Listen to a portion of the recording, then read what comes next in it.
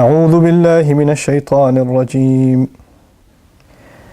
إن المنافقين في الدرك الأسفل من النار ولن تجد لهم نصيرا إلا الذين تابوا وأصلحوا واعتصموا بالله وأخلصوا دينهم لله فأولئك مع المؤمنين وسوف يؤتي الله المؤمنين أجرا عظيما ما يفعل الله بعذابكم إن شكرتم وآمنتم وكان الله شاكرا عليما رب اشرح لي صدري ويسر لي أمري واحلل عقدة من لساني يفقهوا قولي فالحمد لله والصلاة والسلام على رسول الله وعلى آله وصحبه أجمعين. Assalamu alaikum Qur'an Weekly.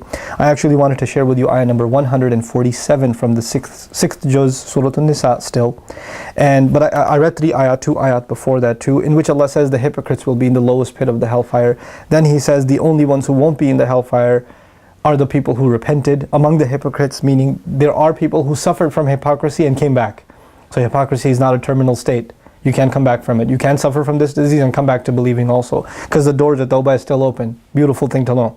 وَأَصْلَحُوا وَاعْتَصَمُوا بِاللَّهِ, and they corrected themselves, they reconciled, they fixed themselves up, and they held on to Allah. وَأَخْلَصُوا دِينَهُمْ لِلَّهِ, and they made their religion sincere to Allah. Because obviously what's the problem of a hypocrite? Insincerity.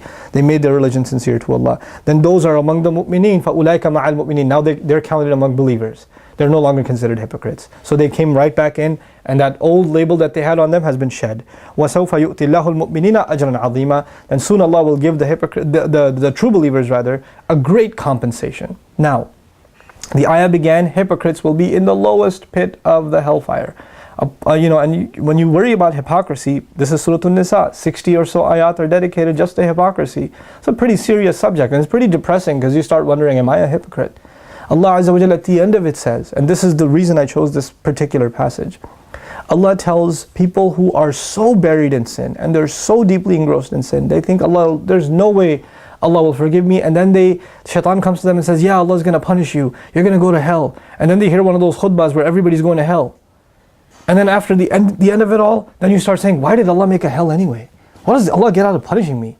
Why does He want to throw me into hellfire? Why are these intense punishments there? And Allah says, مَا يَفْعَلُ اللَّهُ بِعَذَابِكُمْ. This is the ayah I wanted to share with you.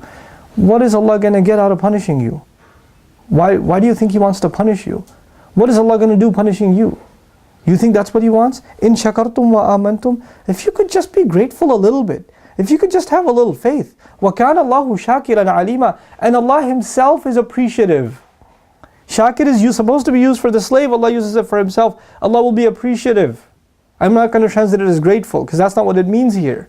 He'll appreciate the fact that you could think of the good things Allah has done for you. Like a great scholar whose child, like Hassan al-Basri's child, was injured, and because he loved his daughter, he ran after her, picked her up. What happens? Your hand okay? It was bleeding. And she says, Alhamdulillah, thank Allah, the one who only allowed me to be hurt here and kept the rest of my body safe.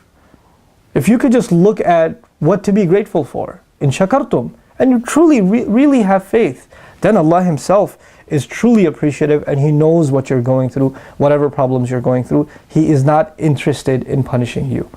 Even in another place in Qur'an, Allah says, إِلَّا مَنْ رَحِمَ رَبُّكَ وَلِذَلِكَ خَلَقَهُم. Except for the people who Allah shows mercy to, and that is why He created them. He created them so He could show them love and mercy. May Allah make us qualified for His love and mercy, and may Allah not let any of us lose faith in His love and in His mercy, and in the fact that the doors of Jannah are open, waiting for us to enter through them. Barakallahu li wa lakum. Wassalamu alaikum. Qur'an Weekly.